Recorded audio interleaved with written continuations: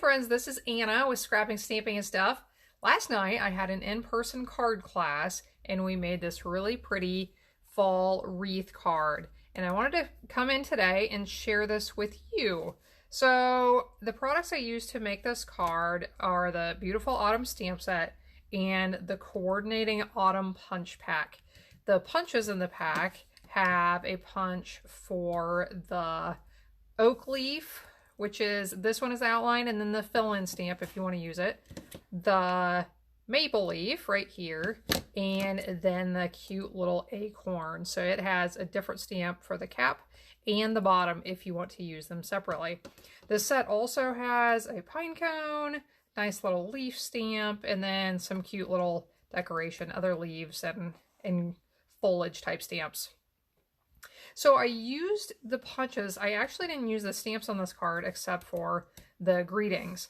If I wanted to, I could have used these leaf stamps and then punched them out, but I just decided to use some pretty designer paper, and I got some scraps out of our Gilded Autumn designer paper pack, and I started punching. So I used the punches, got my little scraps out, just started punching and collecting all of these punches. So I have quite a few already ready here, and I will show you how to assemble this card.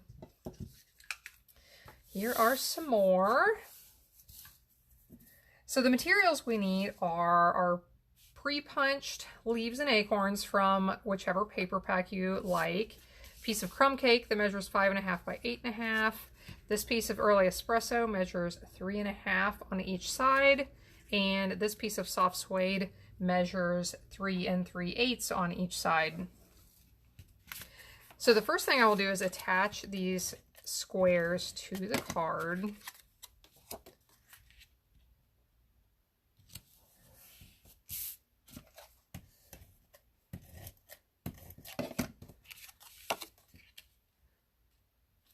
And then I just made a big ring with some multi-purpose glue. I want this to be close to a circle, but I realize it is probably not going to be perfect, and my glue seems to be getting close to running out. Let's try this again.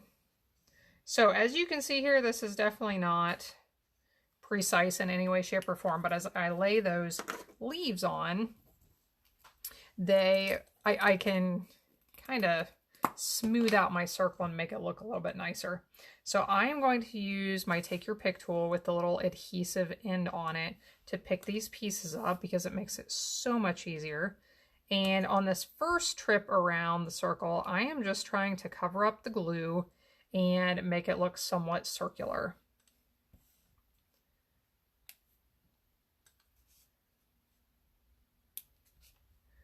So like I said, we made this at card class last night. It was a lot of fun. I have some new stampers. I'm actually still just getting my in-person classes started back up since I moved last year, and especially after COVID and everything. So it was fun to have a group in-person stamping and having fun. Put some more acorns on here. Something I noticed with this card that I'll show you how I decided to fix it was with all of these different prints, I thought it got very busy. And you can decide if you like the busy prints or the more monochromatic ones. But it was a little busy for me. So on my last set of leaves that I put on, I'll show you how I handle that. So now I'm going to go around where I think I want to add another piece and put a little dot of glue, and then I'll go back and put leaves and acorns on top. So I'm going to count my dots so that I make sure I get a leaf on each one. So that's 1, 2, 3, 4, 5, 6, 7, 8, and 9. So I just want to make it a little bit more full. We'll do that by adding some more in. So some of these, of course, they have the different prints on both sides. So can flip them over and use both. 2, 3, 4, 5, 6, 7, 8, and we had 9, right? 9? Okay, so at this point, I want it to look circular. I want it to be fairly full. And what I did for my last step was I used, let's see, it looks like about 6 of the Cajun Craze leaves, which are less busy. They're just the Cajun Craze color with some foil accents.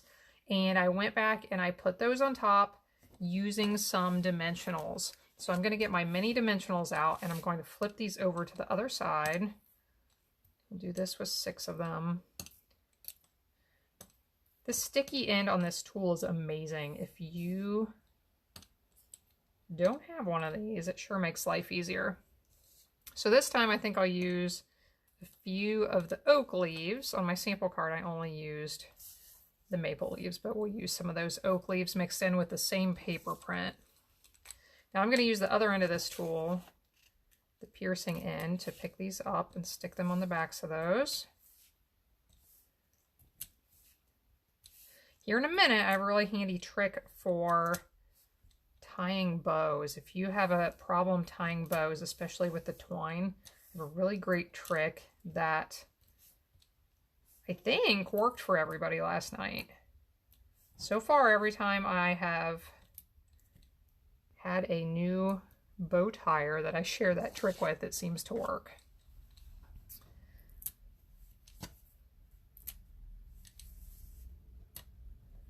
We made 3 fall cards last night at class. We made this one and then 2 versions of another card, and I will probably share that card with you in my next video. So stop back. It uses the Harvest Hellos set that makes apples and pumpkins that are so cute for fall. So hopefully you can check back and watch that one. Okay, so these are ready to flip over now. So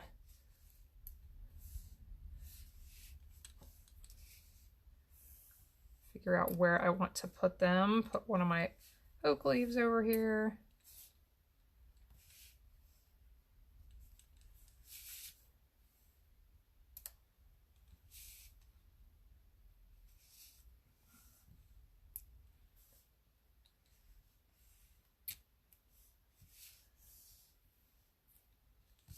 And there we go.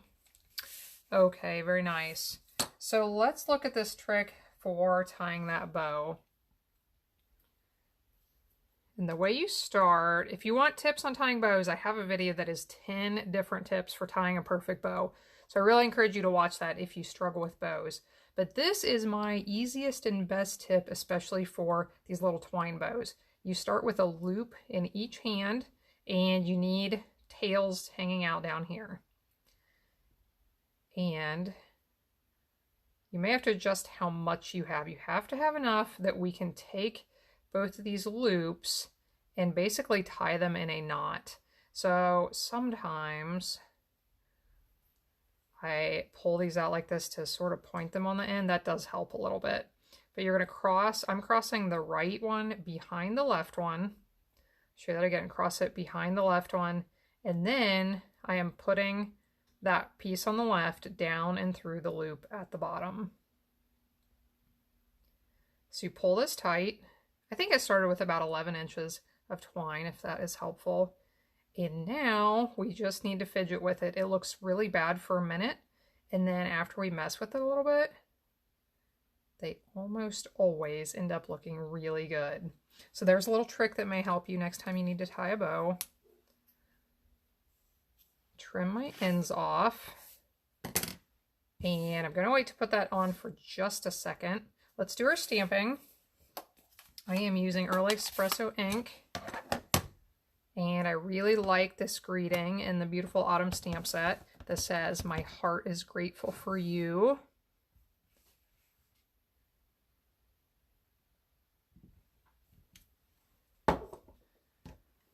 Then on the inside, I want to stamp this thank you stamp, which I really like this font of these words in this set. And just for fun, I thought I could add a couple of these leaves and acorns here on the inside. So I'm going to put 3 little dots of glue. And we'll add some of them down here. There we'll add an acorn.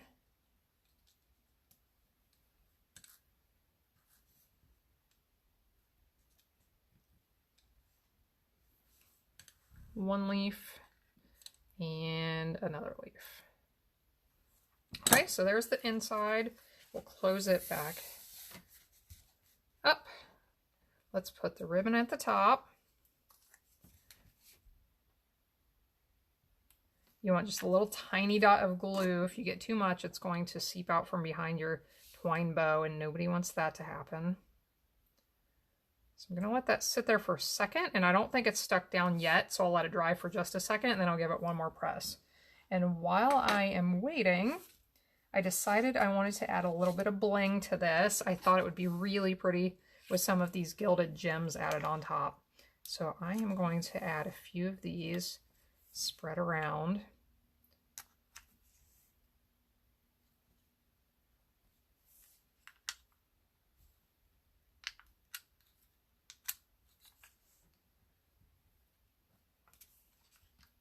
So we'll put maybe 5 or 6 of these on.